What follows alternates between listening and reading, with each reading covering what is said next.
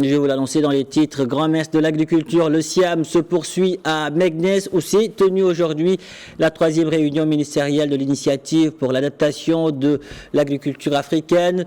Le ministre marocain de l'agriculture y a pris part et pour Mohamed Sadiqi, l'initiative AAA initiée par le Royaume continue d'avancer et de se structurer. Elle bénéficie de l'adhésion et de l'appui d'un grand nombre de pays africains, d'organisations internationales et régionales. La transformation de l'agriculture africaine face au changement climatique était au cœur des discussions.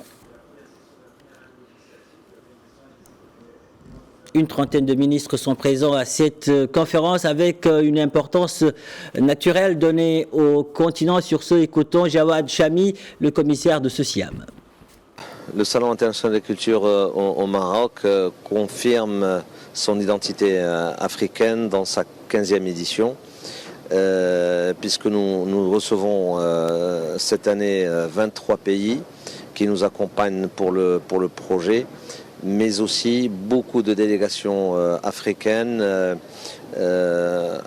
plus d'une trentaine de ministres qui sont venus pour débattre d'une certaine question liée à l'agriculture, liée donc au changement climatique, comme la conférence qui se tient en ce moment, la conférence AAA, et sur lesquelles donc les ministres africains sont en train d'échanger à propos donc du changement climatique.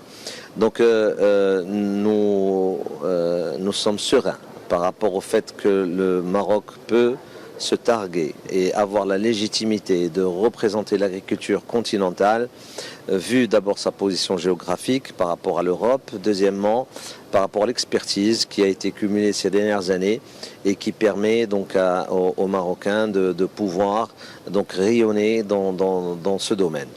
Les contraintes aussi liées à la sécheresse sont à l'ordre du jour, à travers donc une thématique qui est très importante pour nous et pour nos amis africains, qui est la souveraineté alimentaire. Ce sont des dossiers aujourd'hui qui sont posés sur les bureaux des principaux dirigeants dans le monde.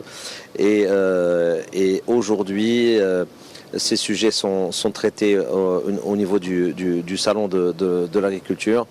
Et nous pouvons dire que c'est un salon qui ne nous appartient plus à nous Marocains, mais qui appartient donc à l'ensemble des Africains.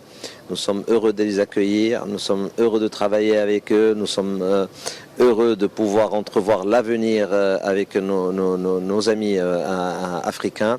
Et je pense que s'il y a encore un potentiel en termes de terre et en termes de ressources naturelles, elles sont bien en Afrique. C'est pour ça que nous avons raison de croire en notre avenir.